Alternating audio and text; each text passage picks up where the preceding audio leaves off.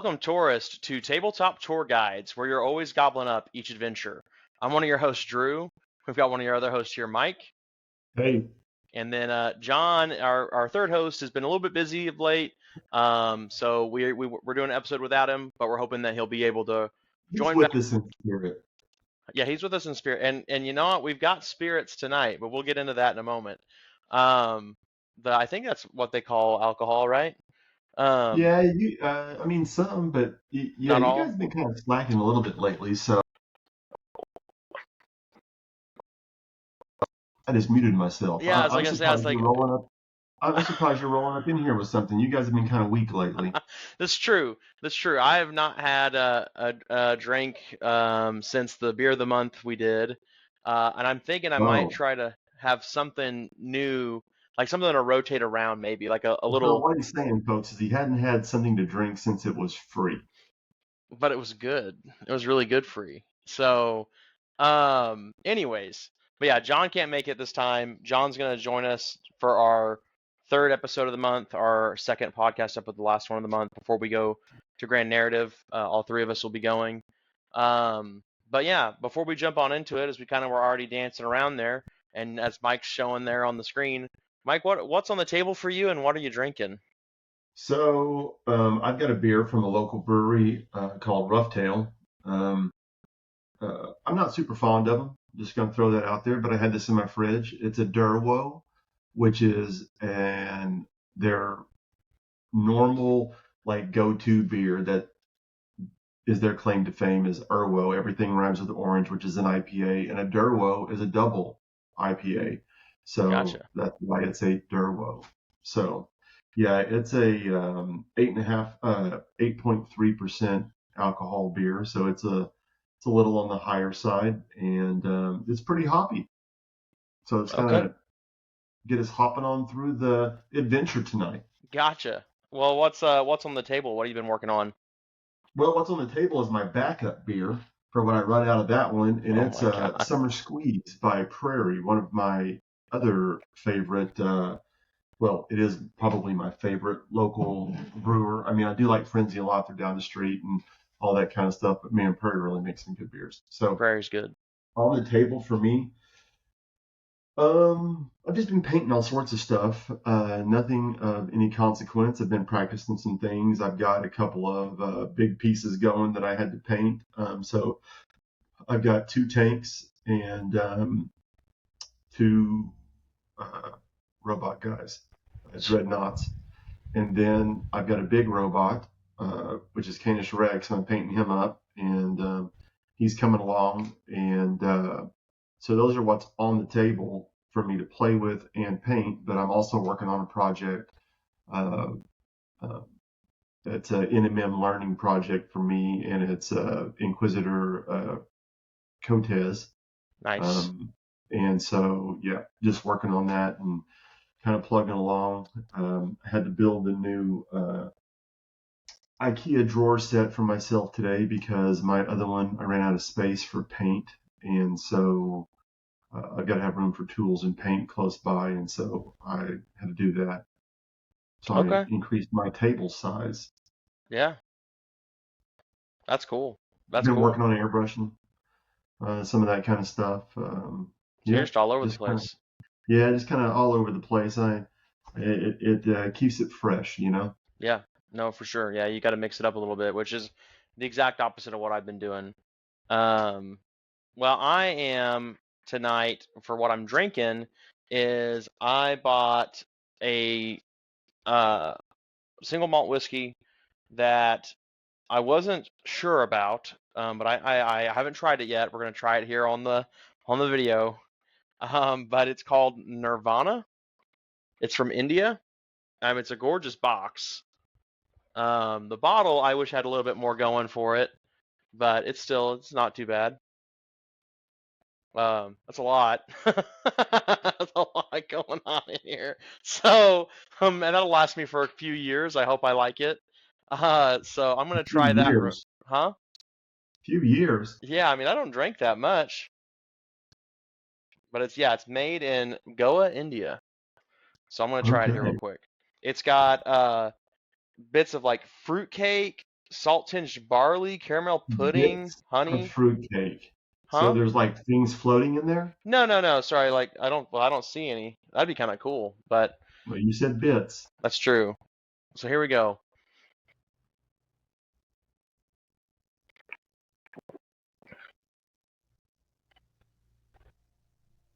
Yeah, that's not bad. It's definitely one of the more like sweeter, softer scotches that I've ever had. Well, is it a scotch or is it a just a whiskey? Oh, you know what? You're right. I think it might be a whiskey.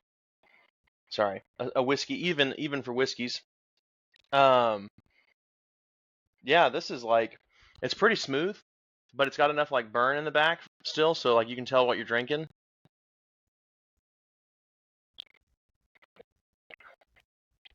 Woo, that's good. I like it. That's pretty good.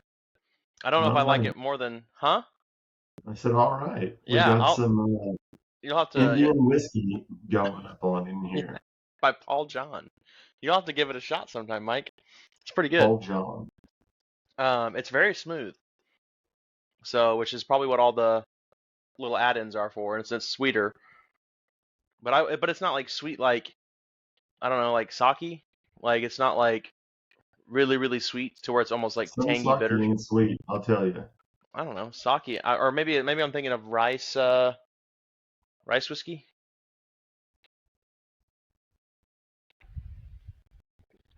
Yeah, that's pretty all right. Um, woof, I can feel it though. So it's pretty good. So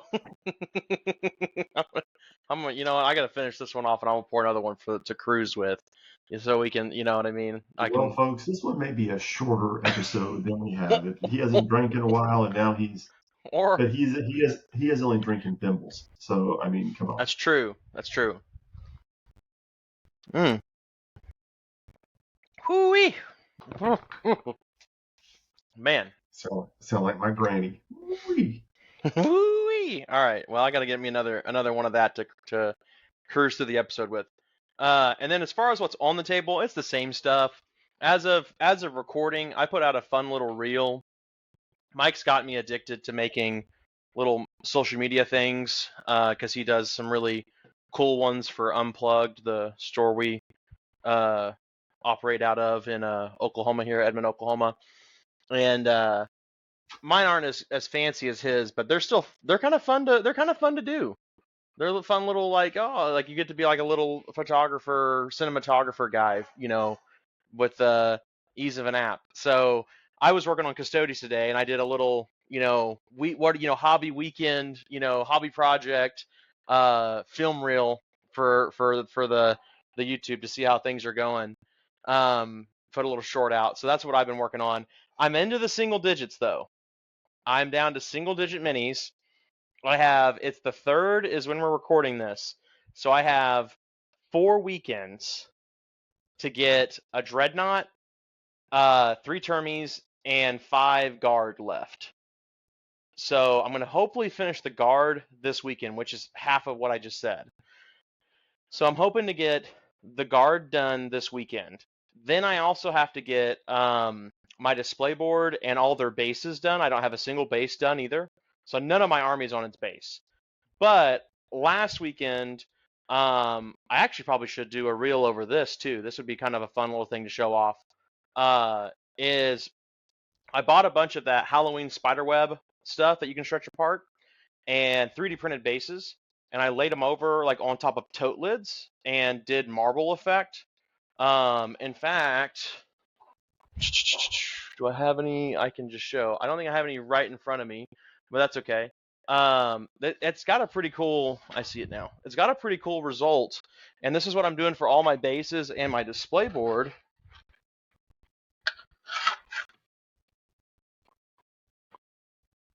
And like that came out pretty all right. For like just basically leaving it in the garage overnight, over a couple days, doing a couple coats of stuff. And then the plan is to do all the words in gold and then the diamonds and the tiles red. And so I need to do like a 20 by 15 display board and all their bases.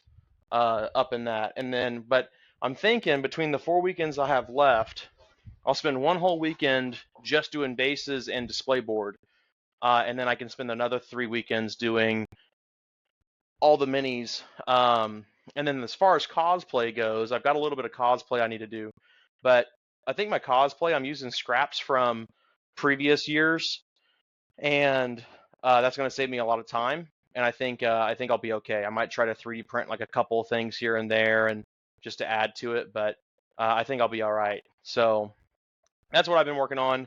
I'm almost free of this Custodes prison that I've put myself in, at least until they make new plastics for Horse Heresy that I'll have to buy and add to my army. But that's all I've been working on.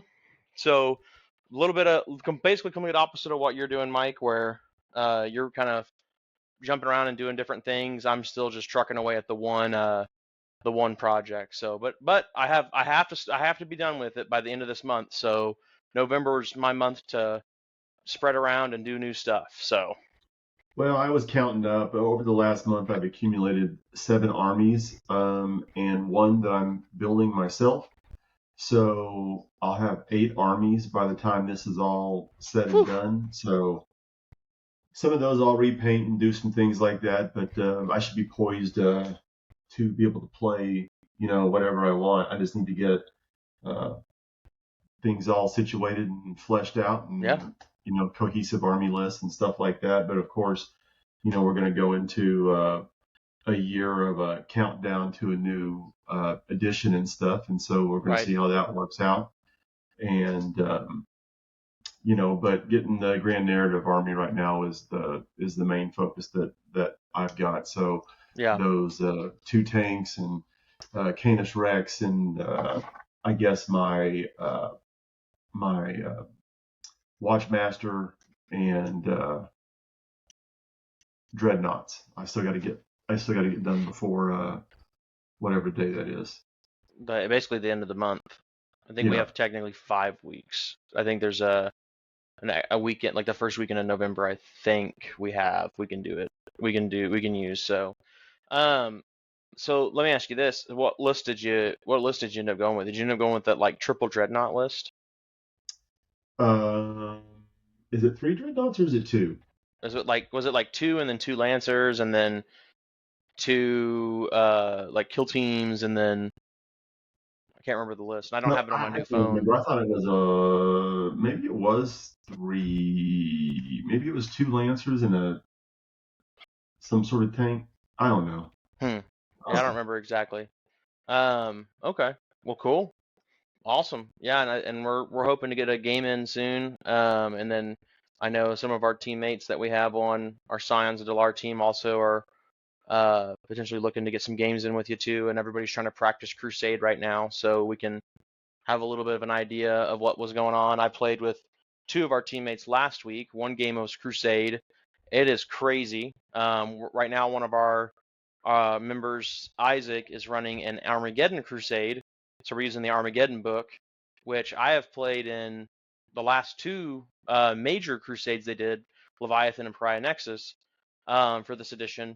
And man, this is totally different. Like half the missions or more have an AI also fighting. So Jesse and I played, and we played a mission called Breakout, which is where you have one person, the defender, is in the middle of the map. The attacker is on like the left side of the map, but then on the right side of the map is a demon incursion, and we used orcs. You can use kind of like whatever, everything's generic. I think it's supposed to be demons, but they say like they're all like generic stat lines. They're not like anything specific. So we used like a Squigoth and a bunch of orc boys, which was also pretty cool. So he's got his Imperial Guard in the middle, and it's like he's got 3 Bane Blades.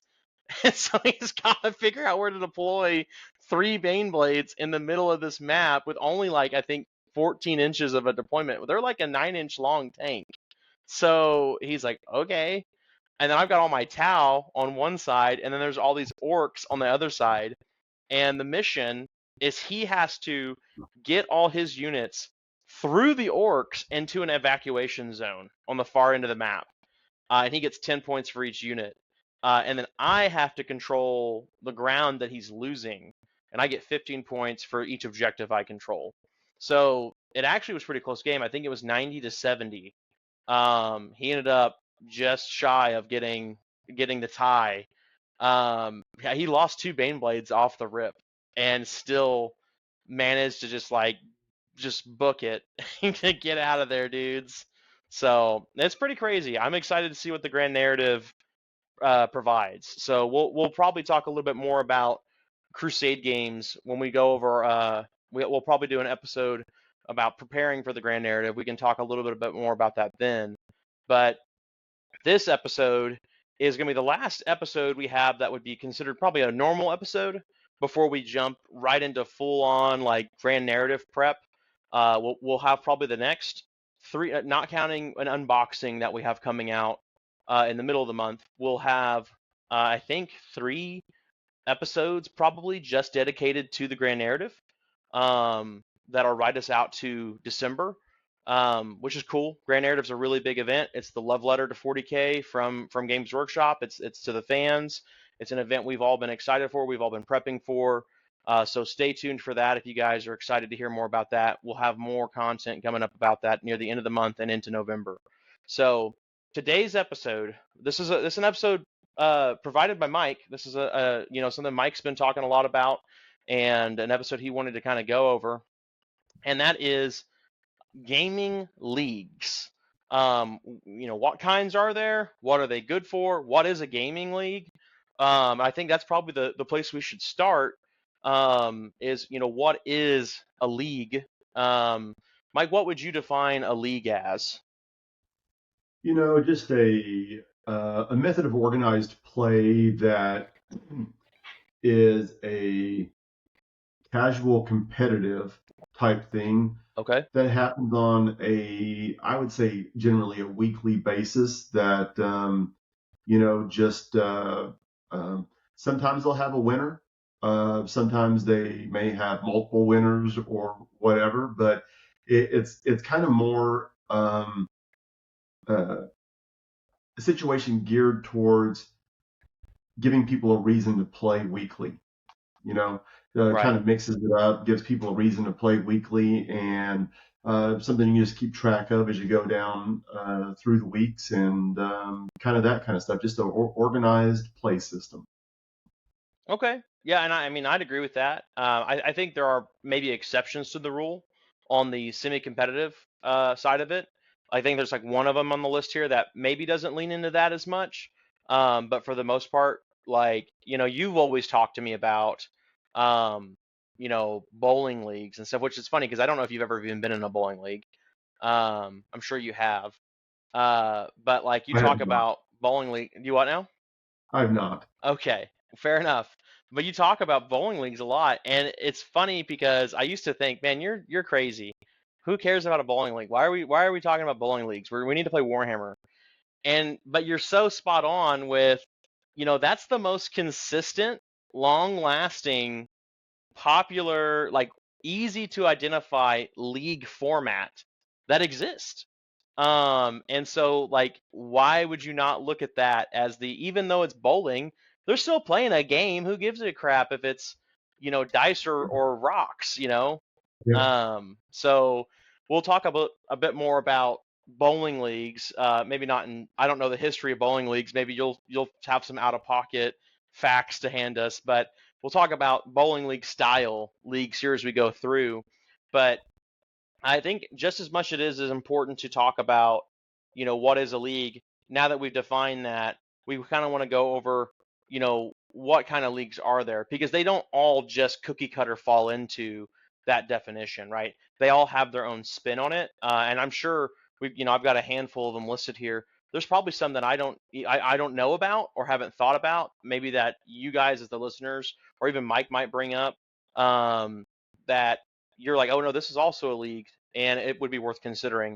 But the ones that I had listed out, and we'll kind of go through each of these and talk about them, is a slow grow league, a beginner league, a matched play league, and then a narrative league. Um, and so let's just go with the first one.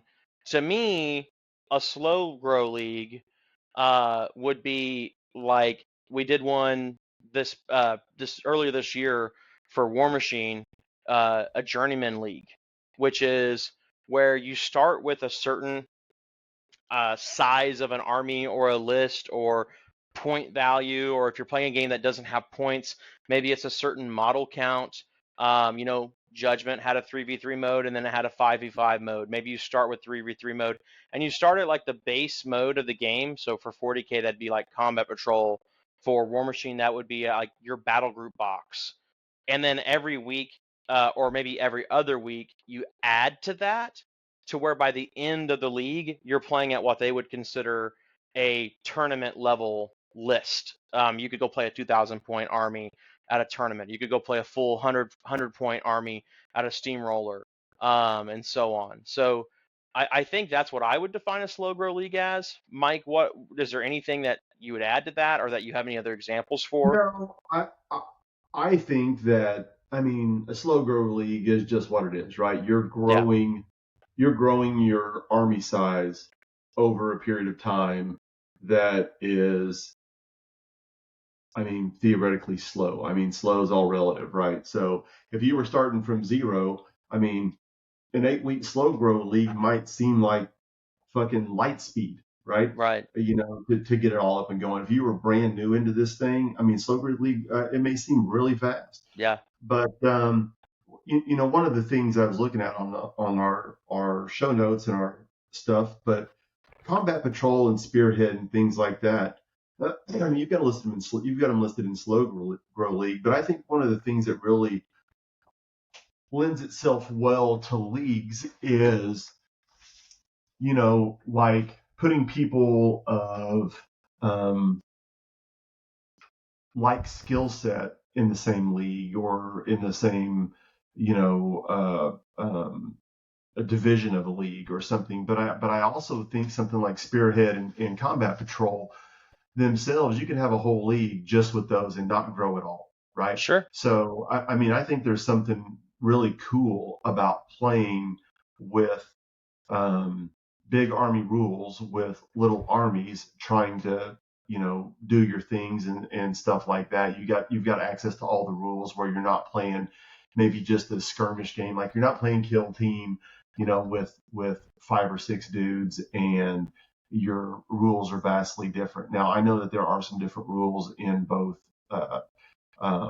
Spearhead and Combat Patrol, but I also think that there's a lot of room just to you know, do those things. I think it would be cool to even have a um, not a strike force. What's the first one? A breakout? I think Strike Uh, Force is the 1,000 points. Is that what you're talking about? Or yeah. What's the two Incursion? pound? Incursion. Yeah, yeah, Yeah. yeah. There's And strike force Incursion, is 2,000 Strike points. Force, and Onslaught. Yeah. So, I mean, I think that, you know, just having an incursion league would be really cool. You know, just bring 1,000 points that fit in your, you know, army makeup. So as long as your army is correct with the rule set and stuff like that, playing a lower point value, I think is really cool. Um, you can get games done faster. You know, they're usually a little bit less competitive because you don't have people acting like it's a tournament game and stuff like that with their full 2,000 point armies and all that kind of junk. And I think that there's a, you know, one of the things about a league, typically it's supposed to be kind of fun, you know, Sure. and that's why I use the casual competitive, because I mean, no one goes into a game just to lose. I mean, right? Right. Like we all play games to win, but I think there's a degree of uh, to which you play and act and behave to win. You know, you can be a douchebag rules lawyer and play a S tier list, or maybe you can use one of these things to play the garbage that you've had sitting in the closet for 5 years and haven't gotten out because they really just don't have a place in 40K right now or something. You Right. know, I don't know, just whatever. But you know, that's to me kind of what leagues are for, is to have fun, to be competitive and try to win, not just like throw your games, um, but to have a structure within which you play to keep you playing. And you can incentivize that a lot by random giveaways just based on participation and stuff like that, or attendance. And you can have some for win percentages and stuff like that. And you can do a lot with strength of schedules over a I period of feel like time. that's actually one of the biggest like things to think about as somebody trying to host a league is to not just reward winning. Because if you're trying to grow in the hobby, there's so much more to this game than just winning. Um, For sure. I want to say uh, Malifaux, Malifaux, huh? yeah, Malifaux probably had that best rubric Yep, to run a league with that I've ever seen. And we used that to run a Malifaux league that yep, you ran a couple of years ago. But, it's got, I got a new model. I played with a different dude today. I played with a yep. different, You played a whole warcaster. different team. Yeah, I painted a guy. I painted a Yep, whole team. I painted, a different team. Just all sorts of things and that you got are, all these points, and yeah, non-play achievements. related that actually keep you involved in what you're doing through the week instead of just on Wednesday, Right. or just on Thursday, whatever the thing is. And Yeah. and that's one of the things that's so tough about a lot of leagues is when you only have one way to accumulate points, and that's by winning. You alienate people from starting at week 2 or 3 Yeah. on through the rest of them because they have no mathematical chance to catch up if you get a 0 a day. That's like getting a 0 on a semester test, man. Like you can't come It's back over. from that. Yeah, and if you've got one dude, we had a really good example about 5 or 6 years ago when Warcry came out. We had a really good league going, and this one dude just kept playing one mercenary within his thing, and he was real kind of douchey about it and stuff, and he beat a couple of people a couple of weeks in a row, and you just looked and saw that even the person that had the next highest points next to him couldn't beat him if he just got like the normal amount of points through a week. Right. And so that disincentivized everybody to both not play him and then not play in league. And so it just And gives you a even lot if to they think weren't about. crummy people, Right. somebody might have just done that because they thought that model was cool, or they Yeah, sure. like to win, and they might even be a good winner, good sport. You still don't want to isolate them either. That's Right. just as bad.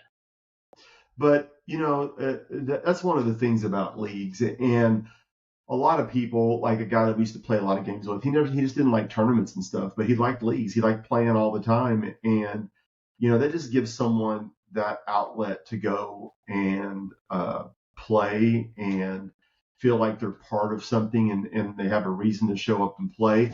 And, to be honest, a lot of people just can't get off on Saturdays, whether they have kids and Yeah. a family or whatever the case is, or they got to mow the yard and they got a 9 to 5 job and they can get out one night a week because it's, Or I mean, heck, dude, you even know, not even just Saturday. Like Warhammer Wednesdays is our weekly game night. I yeah, mean, however anybody feels about it, we live in the Bible Belt.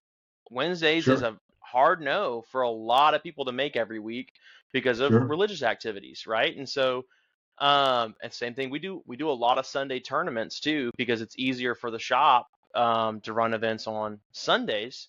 And I know we've got one of our stores up north from us in Kansas. They also like running Sunday tournaments, and that's like a perpetual challenge.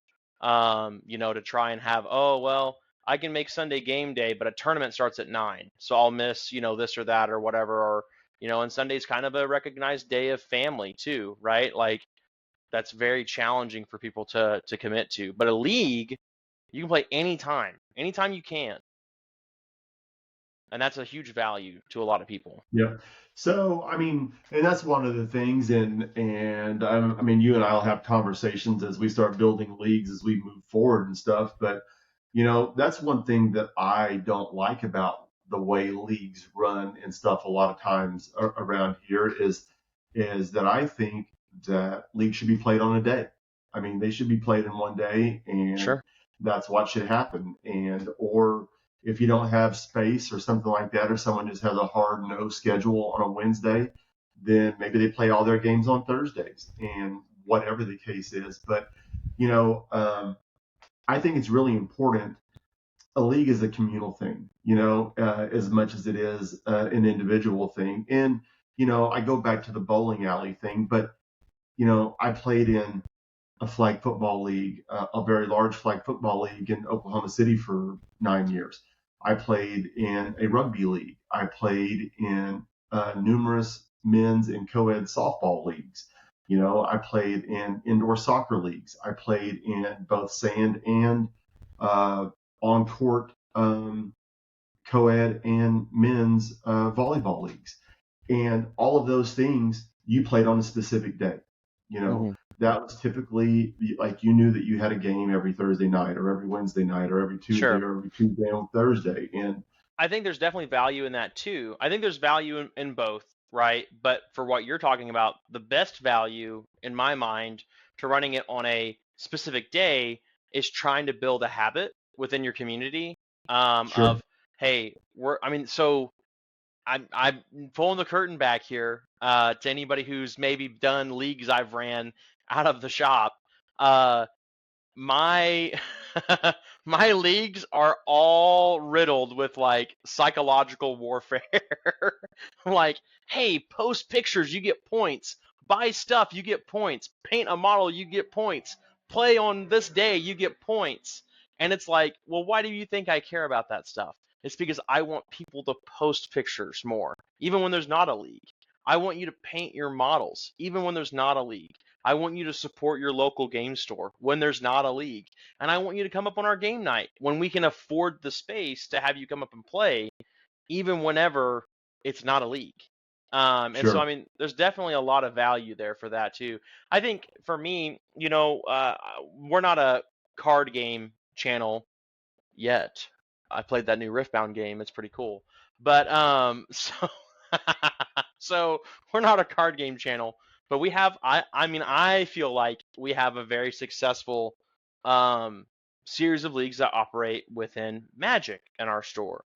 Um and they, I feel like, can get away with not having a dedicated day. They still have a day that they reset the league every week and most of the people come out, but Magic's like every day at the shop.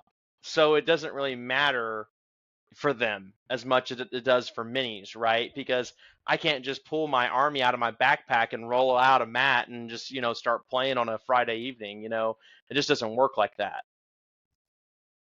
Yeah, I mean, I think it's very interesting. I mean, you know, um, some gamers are vastly different than people who play sports, Sure. and it's just kind of the nature of what it is, right? But, if people can find a way to perpetually get away for a day and go play softball, 2 games of softball on a Wednesday night, for an hour apiece, or a flag football game, or whatever the case is, and then sit around and drink beer, afterwards and that kind of stuff. Every Tuesday and Thursday night after rugby practice, um, I went to Sapango's or Tapworks and had beers, and then on Saturdays we always had our test matches, and we did that, and then we'd have a big, if we were the host, we would have food and beer and stuff for the visiting team, and we'd all just sit around, and there were just so many people that were involved in all those things, and it was like its own. I mean, certainly it was a community, but it was huge, right? Right. So, like, it's very interesting that when the expectations aren't there for people to behave in that way, they choose to do whatever's easiest for themselves, which is what humans do, right? I mean, it's a thing, but I really like the idea of, like, in bowling leagues, you guys, you're all at the bowling alley at the same time. You're taking up 10 lanes. You've got, 20 teams there of 4 guys. You've got 80 people there playing or bowling, and they're drinking beer, they're eating food, and they're there from, 6 o'clock to 10 o'clock every Tuesday night, or whatever the case is. And I think that's just really cool. And that's what in my mind I want to try and recreate is that that communal thing where someone feels like they belong someplace on Tuesday. And you don't have to be good, man. I mean, it's all on averages and there are handicaps. And I don't know how we put that into this kind of gaming as much as bowling. I mean, but I think there's a lot of room for that camaraderie and fellowship that you get out of just hanging out and doing an activity together. Right. No, and I'm with you there on that. It's one I didn't put down on the list, and we're a little ways off here on the notes, so that's okay. Um, but what you're talking about kind of right now reminds me of what another kind of league that I would guess I would classify as a team league. Um, which is because right now most of these leagues you could just come in solo. Sure. Uh, and as much as I'm not necessarily a big fan of this game or the company behind it, I do have a lot of friends in that community, and for the most part, I think the community did okay. Star Wars Legion had those Master and Apprentice leagues, which I helped kind of get going with Travis down in Chickasha, and I thought those were really, really fun because what it would do is, we call them Master and Apprentice for, the cheekiness of Star Wars and whatever. But you basically had a team captain, and that was a experienced player that knew what they were doing. And then they helped newer players, or maybe not even necessarily newer, but just like inexperienced, not so good, I want to get better kinds of players. And it made a lot of relationships with people who would not normally have relationships. And I thought that was so cool to see. Like it kind of forced you into like, hey, you know what? You don't know this guy, you don't know your teammates, you don't know your coach. Um, but your goal is to get better or to learn. So now you'd have to communicate with these people. And they, as people who are usually entrusted to help cultivate the community, are going to have to communicate with you. And so now you've got these bonds that people make to where that's three more people, just say that when you come up after the league on a Wednesday night to play, that's three more people and you feel comfortable around. And it just I actually really adore that idea of that kind of a format. It's probably one of the better like leagues I feel like I've ever been a part of. And there was a few that had ran. Um, as well as like, I feel like that is like peak investment league. If everybody's willing to be that invested, it takes a lot of investment, then it's great. Because there were some times where there was not as much investment and it did not do well. But if everybody's on board, that kind of a league format is so rewarding. And then the other kind that I think is the best is like just the kind of a stock like slow grow or matched league. Which a matched league I've got down is just kind of like your traditional league where people just come up, they get pairings, it's basically a tournament of sorts um, over the course of a series of weeks or months or however long. And then the other one I had listed out here of kinds of leagues that there are is a beginner league, which is strictly like somebody who I've seen beginner leagues are usually all one format. Now, like you said, you could play Spearhead in a match play league. There's nothing wrong with that. I think Spearhead would actually be really good at having a league or incursion or whatever, right? But typically, you take those easier to get into formats of a game and you only play those because what it's doing is it's getting people who are brand new in the hobby just comfortable with the hobby, or people who want to start new armies. This is an opportunity for them to like taste, oh, I only need to buy a spearhead. I only need to buy a combat patrol. I only need to buy an action pack. I only need to buy a journeyman box or a battle group box. And then that's if you didn't like it, the investment's not horrible, and you now know. And those are important too. I feel like the only other one that I kind of threw on here, and I don't even know that it should technically be on here, is a narrative league where everything's kind of more like fluffy. You have fluffy rule sets, fluffy model Yeah, I think choices, it's really themes. great because if you look back, I mean, so Isaac's Armageddon League right now, it's just coming out of weird time, right? Right. So it's not as populated as some of the ones in the past. But if you look at the last uh, campaign that you ran, the last Crusade, right? that may as well have been a league. Right. And so that's why I wasn't sure if I ought to put it on here, like, because a crusade, because it could be, is this a crusade or is it a narrative league? And they're kind of the same thing. So So the thing that to me that really defines a league is the organization of the play, right? okay, So what I don't like about some of the leagues that we ran and that some of the card games and stuff do is that you just find someone to play and you just play random games, right? mm, So in my mind, like maybe for a couple of weeks you run this deployment and you run this set of objectives. And I don't remember what they're called in 40K, but okay, yeah, the whatever. missions or whatever. Yeah, your mission.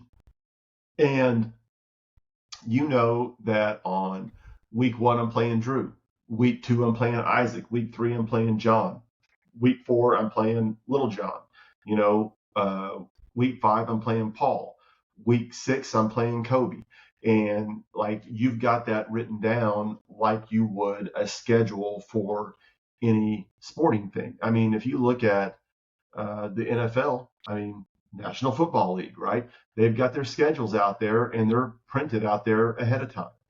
I really And am glad you defined that because I know we've talked offline about that, and I never really liked the idea because as somebody who's ran leagues a billion fucking times, it's a lot of work. Which we'll get into. We'll get into that. I guess we didn't really have a what's negative you about know leagues what? You can section, use but Claude. Claude will help you. Claude's a good assistant. who's You can use Claude? Gemini. You can use ChatGPT. You can use any AI tool will help you do this. But there are a gazillion league tools out there that Sure, aren't. sure. But Yeah. that's not my point. Like I was imagining when you said I want matched play, I want pairings. In my mind it's like, "Oh man, I need to get a BCP tournament made that I don't update more than once a week." Or I mean, I can do what you just described all on like an Excel sheet, screenshot it, pin it to a Discord and go, "Cool. If you need to check your pairings for the week, go look at it." You know what I No, mean? and so in something like that, what I think is really good is, wins and losses are okay and stuff like that, but points are really important too. So if you're playing a game like 40K, which has a point structure to it, then okay, I go lose a really close game to Drew, and it's 70-80, Right. right? So we're only 10 points off. Well, then I whip Paul's ass, you know, 40-100. Hmm. And and then Drew won his game the next week 70-60. Well, I just surpassed Drew by 20 points, right? So our record's Thanks, the Paul. same. Huh? I said thanks, Paul. Yeah. So, I mean, Paul just got his ass beat. I mean, I don't know what to say. Damn it, But, Paul. Golly. so, so, Why are you losing to Mike that bad? Holy crap. I know, right? Yeah. Jesus. What are you playing? Like Agents Imperium? Like what's going on here? What are you playing? Blood Knights? Hmm. Bug? Come on, man. Right. Get with it. Get with the program. That might be that might be the first time we'd have to kick somebody off the team if they lose to Mike that bad. Yep, for sure. Anyways, I'm sorry. Um Uh, but I think there's a lot of room there, and slow grow, like will segue back into what our first point was, and that's the slow grow thing. I think that's a very good thing. I think it just has to be uh, right for the people who are involved in it, because oftentimes what we see is that it's a guy, let's just say me, I've just gotten 7 armies over the last month. Mhm.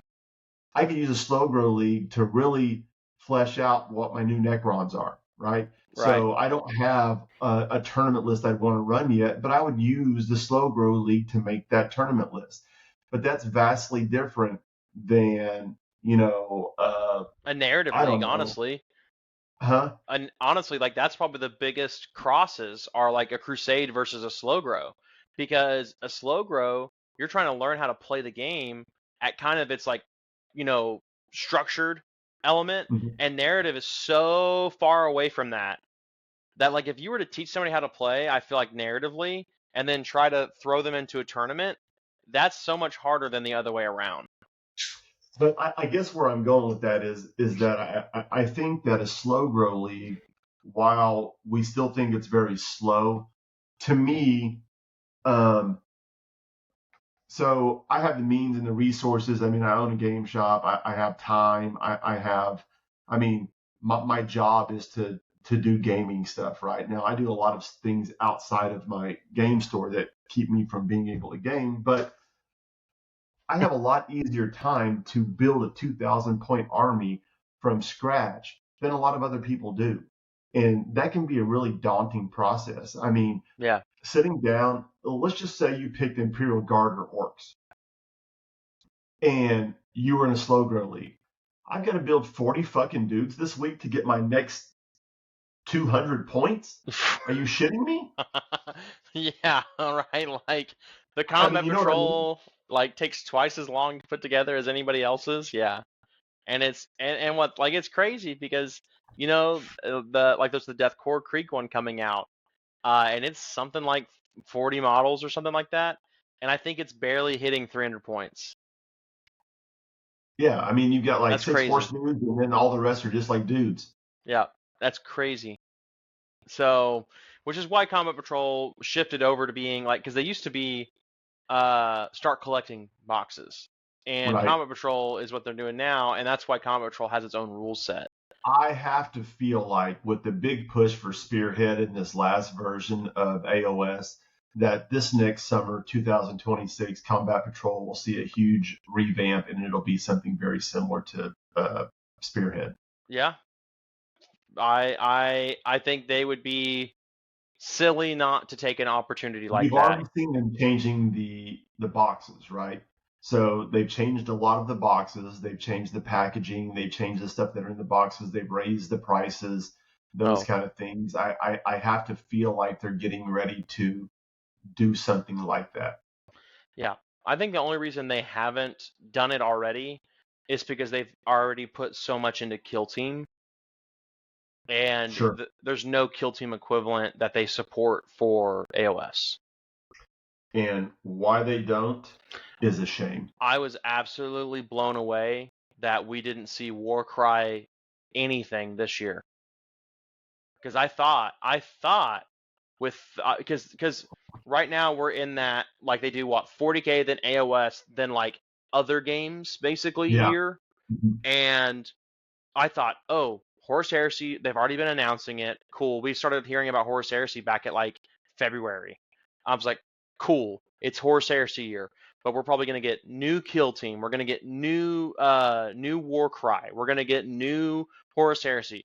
And the only thing that happened this year was Horus Heresy. Now that being said, Kill Team has been getting absolute bangers for box sets, and they don't really need a new edition. Their edition's only really a couple years old, anyways. I mean, heck, it's only not even that; it's like a year old because it was last year. We did the unboxing for it, I think. Yeah, but So I don't know why they wouldn't just include if they were going to do Kill Team with 40K every time now, right, and because that's probably what it's they'll the do same models, all that kind of stuff. Warcry was different models, right? So they sometimes. were they well no, they were Warcry specific models that could be used in AOS, but they came out in their own boxes and all that kind of stuff, right? Initially, The original launch was all those Chaos seven Cultist those bands. seven chaos teams, and Yeah, yeah, but eventually it turned into you could just play your AOS minis. So I don't know what they're doing with Warcry. I'm not going to complain too much about that because I like Warcrow more personally. And I don't need another reason to not do that. But it does seem kind of crazy to me that they didn't do yeah, anything but with all it. these things that they lead into you playing a larger, like I mean, you could have a kill team league, right? Yeah, And we've then you had could one take your kill team league into your combat patrol league, and then you could take your combat patrol in into an league into a incursion slow league, grow league, right? or yeah, And then you slow could take grow. your slow grow league into a regular narrative league or something like that where you're playing 2,000 points. Yeah, So no, for I mean sure. that's a year's worth of leagues right there. If you run a league every quarter where um, or every third of a year. Well, let's say every quarter. So you're in it for 8 weeks. You had 4 weeks off to prep for the next league. You're in it for 2 months. You took a month off to prep, so on and so forth. That gives you 4 leagues a year that you could run, and that'd be kind of cool. Which actually kind of gets me to a point I was hoping to make, which is that I feel like there's no one league to rule them all. I feel like all of these have value, and if you're doing it right, you're doing all of them, For just at sure. different You times. know, there. I played in like racquetball and volleyball leagues where I was competitive and played on competitive teams and stuff like that, and you had A level volleyball players, right, and you had like A level racquetball players and open level racquetball players. Then you had like C and D and B level racquetball players and stuff like that. You had your league ran, but you combined all of your pools within the same player ability, which I think that is a thing to go along with that. I mean, it gives you a different level of competitiveness in there, even if you were a new person that came in and just you know dropped $600 and bought a bunch of models and put them all together and had a 2,000 point army. You still aren't going to do worth a shit. I don't care Right. whether you're playing, S tier Death Watch or Eldar or robots or whatever. I mean, you're not gonna do it. Right. So Okay. So we've kind of gone over a little bit of everything here with leagues. Are there any other kinds of leagues that you can think of to add, or that you want to talk about a little bit more? yeah, I mean, I think that would just have to be I think a type of league is really just kind of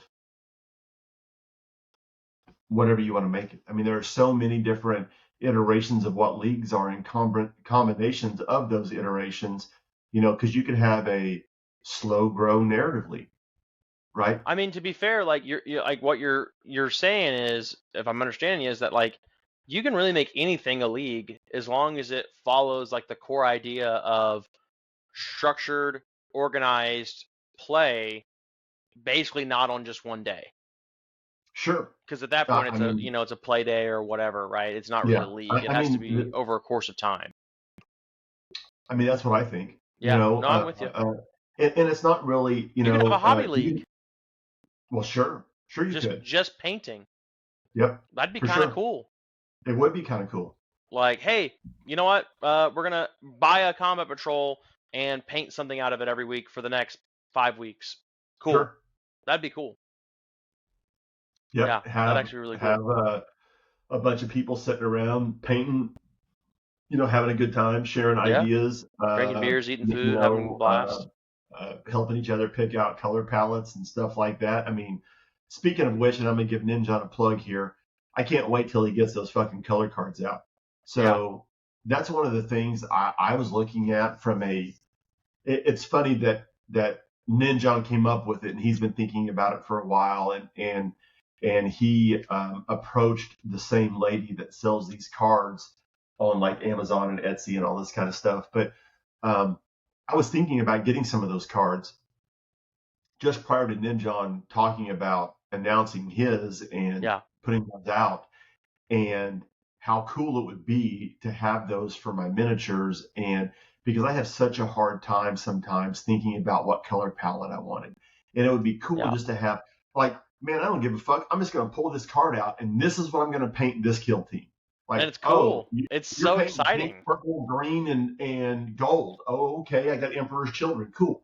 You know, Yeah, and whatever. But like, that would just be cool to be like, that was part of your hobby league. This is your card. You pulled it yeah. randomly out of a box, and this is what you're going to end up with.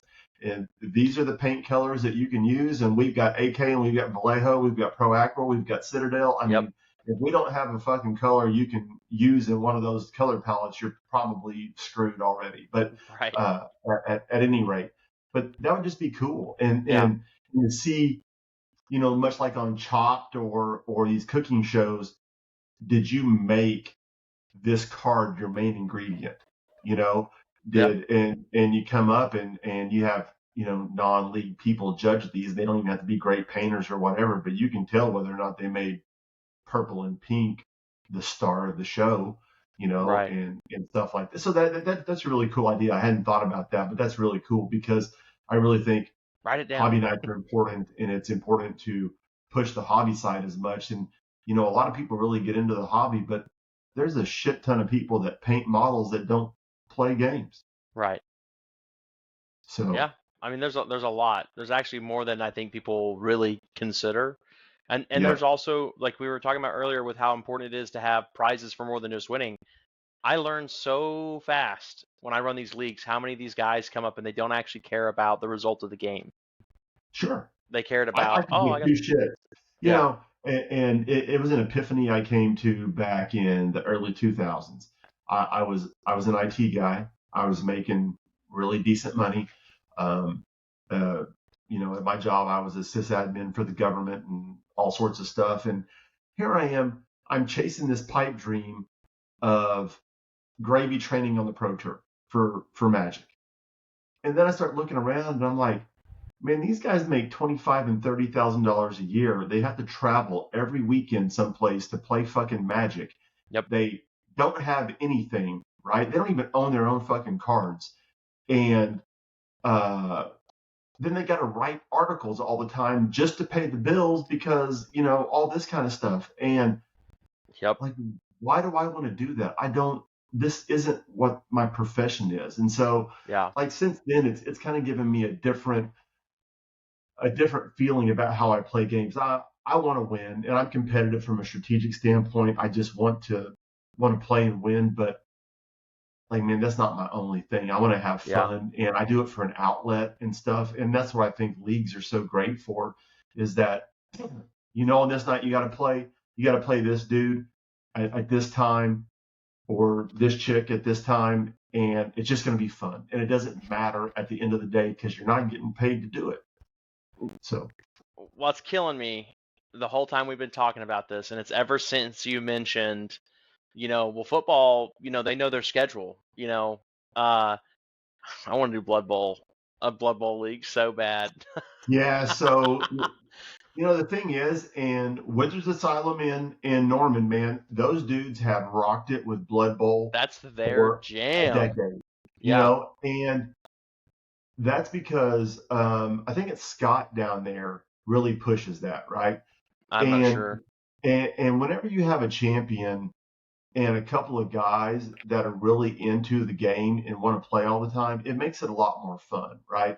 And so it's one of those games I think super accessible. It's super weird and wild and crazy. And while it's competitive, it has so many weird, you know, just random shit that could happen. You have to be okay with losing because Yeah, you will just lose because of the game. yeah, Yeah, yeah. it's Hashtag wild. hashtag dice and whatever else. I Right, mean, yeah. I right. mean, It's also yeah, a kick you while you're down yes, game. yeah, You fumbled the ball, your hand also broke. Like, right. oh, what?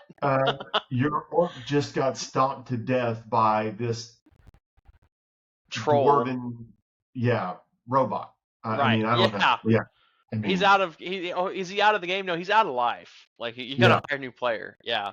Your quarterback's got sacked in the worst way he could. Yeah. So, but I think there's a lot of room, and I think leagues are very important, and I think people just expect people to show up to play casually all the time, and I don't think that's enough. Sure. I And think people. Go I ahead. feel like we're getting into kind of the one of the last points that we have, which is the value that leagues add. And it'd be cool if you would share this from a shop perspective just as much as you're going to share it from a player perspective too. So, from a shop perspective, certainly we live and die by the things that we sell, right? Right. So, I mean, in order for a shop to stay in business, we have to sell product. In order to sell product, we have to have people in the store, right? If you don't have Yep. people in the store, you ain't selling product unless you're doing it online, then you don't need a store. But I don't sell online, so I have my store. I always wanted to have communities. And there's probably not a better way to foster a community than having a league, because kind of like you said with master and apprentice thing. I mean, it doesn't have to be master and apprentice to foster those relationships and stuff. But when I'm sitting, when I'm standing across from you today and I'm playing you at this table, and then our asses are rubbing, next week because I'm on table one and you're on table two, and we're getting to see each other then, and then we're across from each other on two tables the next week. Like, we're around each other and we're building a relationship and talking with each other and just giving each other a hard time or whatever. Oh, I remember I beat your ass and whatever, and all this kind of stuff, and just all the joshing that goes along with Yeah. people and playing games and that kind of stuff. But I think it's really important for a shop to be able to foster those communities, because when a community plays and has fun, they want to spend more money on having fun. They want to stay and play. We provide food and beverages to allow them to have more time to come there, to not worry about eating before they come or whatever the case Right. is. Because, and this certainly isn't to slight any other store in the state or whatever, but, there's only one other game store in the metro that sells food. And that offers a person just more time to play and less stress. So it gives them that ability to, unwind a little bit more and to just like chill out and have some fun. And, us being able to do a league like that just allows people to have a nice atmosphere to enjoy a meal, enjoy their play, not stress out about it, buy some product probably to help them in their league, or maybe they're playing Magic, maybe they're playing in Braden's league, and they walk back there and they say, man, there's 15 dudes back here playing these little fucking dolls that they painted up, and it looks really cool, and I want to play that, and my son's been talking about it. Or we Yeah. played uh we played Warhammer, whatever, 2 on the Space Marine 2. fucking Switch, whatever. I don't even know, 'cause I don't play video games. Yeah. So, Oh yeah, my gosh. Warhammer 2 on the Switch, Nintendo yeah. I and mean, Games Workshop, man. yeah, They're like that. and I know that's not it, but it doesn't make a shit to me Golly. what it is, because I'm unplugged, right? Because I don't do video games anymore, but That's fair. and I don't work on computers anymore either. So Fair. that's kind of my unplugged deal. But anyway, to me, from a shop perspective, the most important thing that it does is it develops a community and builds those relationships where people want to come back to play there because of the fun that they have there, the relaxation and the camaraderie that they get when they're in those doors. And it's a safe space to unplug, unwind, all of our little things that we've always kind of stressed, and those things. And to me, as a shop owner, that's what's most important. Yeah. Now, from the player perspective, I think it's important to have a time and place to know that I need to go, so it's always scheduled. I don't have to worry about having a game. I'm not on Discord, I'm not on Facebook trying to figure out whether the fuck, Drew's coming tonight so I can play him because he's flaky, and he might have to paint some fucking custodies because he hasn't been spending his time as efficiently as he's supposed to, and all these kind of things. And oh, he's not coming tonight, or Chris has to work, longer today because he didn't know, and we can't play 40K. And then I make plans to meet my wife, and then Chris shows up and whatever when he was supposed to have before, and all those kind of things. But I know that at 6:30 on Wednesday night, me and Kobe, we're throwing down. And I don't give a fuck whether he's got finals or not. The motherfucker better be there to play his game at 6:30 like You he's playing him scheduled to do. Wednesday? No, Oh, no, okay. no. I'm just saying. I'm just using that as an example. I was like, all right. Chris wants to play you Wednesday. Yeah, so Chris and I were talking about. He said he's going up Tuesday and Wednesday this week, so we're going to try to get a game in. Sweet. I really need to learn how to play at some point. I mean, playing You need a robots with league. one, huh? You need I a do. league. I need a league that's about 10 weeks long to fit in between now and November the Like 5th, 8th or something. Yeah. 8th. Yeah, I don't even whatever. know. Yeah, I don't that's even know true. either. So I yeah, the can't help you with 31st. that. The 31st is on a Friday. So yeah, the 5th. I'm gonna butcher this so all the anime fans Paul will save us. But you need the Dragon Ball Z sleep chamber or whatever it is, the time chamber, is it hyperbolic chamber where they go in and it like time doesn't exist, so they train for hundreds of years and then they come out and they're like all badass and stuff. That's what you need. So I can turn green and stuff and What? We got Michaelo. We yeah, got right. Michaelo and Druku here are the Yeah. yes. Yeah, Drujita. Yep. Oh man. Piccolo was cool. Piccolo was cool. But anyway, I think those to me, I mean, the thing from a player, like it's always a feel bad when you know that Wednesday's 40K day, right? Hmm. And you show up and there's 8 guys playing and you're guy number 9 and you're playing 40K, so there ain't nobody fucking finishing to get a second game in, right? Because it takes 3 hours and they're shooting the shit, drinking beer and eating hamburgers. And so you're just ass out. Yeah. And so I think that's the thing from a player perspective, that it gives you something that's a known quantity of playtime. I mean, that's probably the strongest value from a player perspective is guaranteed games, and that's why a lot of people, that's why they go to tournaments. It's because I can But get 3 it's games in. yeah, sure, you get 3 games in, but also something else about from a player perspective, though, meeting people, especially if you're new, meeting people and getting involved in the community is a huge deal, right? Yeah. And so being part of a league is a bit different than being part of a tournament. Like, you're not there quite as long, but in a tournament you're in a different mindset, and there's theoretically people from all over shops and all that kind of Yeah. stuff. But if you live in Edmond and you're playing a Warhammer, you're probably playing it unplugged. And I'm not going to say that you are, but you're probably playing it unplugged, unless you just hate us, and that's fine too, because we probably hate you, and that's why you hate us. But so, like, getting involved in the community is always a big deal, and it's really hard for a lot of people to not feel intimidated or weird about showing up to a group and stuff. But if you sign up for a league, man, and you just come in, you're just like everybody else, right? So, Right.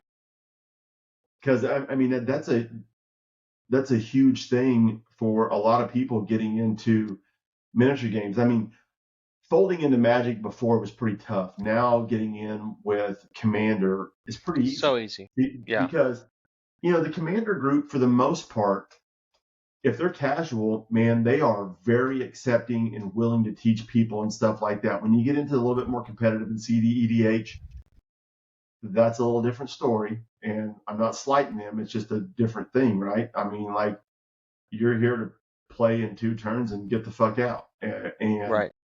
this dude is wanting to know how to play, played a forest, passed, played a mountain, passed, died, and now he's done. And and if you're playing in a miniatures game, it doesn't really work like that. You may know that you're going to win if you're this other guy, but you can move your dudes around and roll dice and have fun Teach and people. teach the guy some strats and stuff and say, well, you Yeah. really should have moved your guy over here. And, oh, you don't even know the fucking rules for your own guys? Yeah, well, like, they're talking to me. I mean, I'm not the guy that's teaching people rules, I assure you. Right. So, that's really a big deal for a newcomer to come in and to get that, that help from the community and get folded in and that kind of stuff. So Yeah, no, I mean, I don't really have a lot to add. I mean, that's pretty much. I mean, that is the value there, right? Like, if I was to add anything from like maybe a TO standpoint, I mean, it's a growth tool, right? Like you just said, it's the same. It falls into both of those. It's a community builder. So the last point that we have, and I don't know. I mean, you might have an idea on some of these, but especially just from what you've seen with running a shop. But are there any games that you think do leagues best? I mean, I feel like the best one was Malifaux. Funny enough, for as much crap as we give Malifaux, um, on the on this channel, what? So, I mean, Malifaux. So, okay, but here's the deal with Malifaux, right? So they had a very good league rubric Yeah, to go by. That's the only fucking thing that yeah. they had that was Which good for the which league. also, by the way, that's a second edition league doc that you can't get anymore. I don't know where that download is. I found it. Like it's not on their website. Like, I think we have a Well, copy of it floating around the shelves at the shop, and I'm like, if I find it, I'm gonna keep it and scan it. I, You know what I think I have a copy of it on my Good. computer somewhere. But the thing about Malifaux is that like you still can't take away from the fact that you're playing four dudes and it takes you 6 hours to play a fucking game. Well, more so than that. More so than that. The thing that I like how it's like what leagues do the best. We're not talking about Malifaux doing the best actually. You're right. The Malifaux document and the way it's structured is I think the best league doc. But the biggest issue I had with running a Malifaux league, because I ran that one at like when we started to push it, is people want to play a league and they want to buy one army and they want to learn that army and get good with that army and they want to use the league to do that, which would work in any other game. But Malifaux is so heavily designed for you to have every master in your faction at your disposal. You're supposed to have everything. And so we literally have, I mean, I remember Chris, Dr. Chris, well, not Dr. Chris, other Dr. Yeah, Chris that takes the train, yeah, I know what you're talking about. versus Chris like Henry. huh? Chris Henry. Henry. Yeah, Chris Henry. Yeah, I haven't seen him in forever. I know. So he would play Rasputina, which would have ice pillars. But then we'd have, I think Justin would play, oh man, he's like an ice troll guy who also would have ice pillars. And that's like the last matchup you want because they can use each other's stuff and one is much better at it than the other. And so it's like, okay, well you just auto lose this matchup then because that the game is designed to be so heavily rock paper scissors that the strategy is you're supposed to pick a different master. But that does not work for a league. Like no one's. I mean, I technically could, but people would be having to buy 2 to 3 to 4, starter boxes, and that's just not. That's not great for a game that's trying to take off, right? Sure. So, anyways, back to what leagues do best. Um, Honestly, I feel like the runner up there is actually War Machine because War Machine also has a very well designed Journeyman League document that's built into their app. It's downloadable right there in their app. Just for Um, those starter boxes. and they have the starter boxes. And what's cool now, what they don't do that Malifaux did was the stuff that wasn't gaming. The outside the game stuff like hobby Right. rewards. But what the War Machine League did is you didn't win the game by winning the game. You didn't get points for like, oh, I scored this mission or I got this objective. No, you got points in the game to determine who's the winner by doing different game rules. So like week 1, if you made a charge, you got a point. If you cast a spell, you got a point. if you you did all the, and it's like the first one and you can only score each of those things once per game, right? And so you're trying to create these fun little scenarios with each other, and like, ooh, I'm going to try to deny you the ability to do this, but then it's forcing you to learn the rules. And then week two, Right. Yeah. So that's pretty great. I mean, that would be great for a beginner league for sure. right? And that's what that journeyman league is, right? That's what they call it. And so, and you start with like a battle group box or a starter box. So that would probably be the one I would say. Do you know, like from all the leagues we've ran, like what would be one that does it best? Hmm. So more often, I think that it's not the game that makes it good or bad. It's how you structure the game, how Okay. you structure the league around whatever game it is you're playing. That's kind of always my thing because, you know, again, and we'll just take 40K because it's the most widely played game, miniature game on the planet. I think you could structure, a slow grow league to be really great and fun and whatever and have all these things because, you could say start with one box of a unit of your choice. So is that Orc Boys? Is that Necron Warriors? Is that, Primaris Space Marines? Is it Chaos Space Marines? Is it whatever? Or you could say it's a combat patrol and let's have it built and we're gonna play on week one. Week two, have your models primed, in week three, we're gonna do, and you could put those rule things in there also. You need to make a charge, you need to do, so I think just how you run the league is more important than what the game is Okay.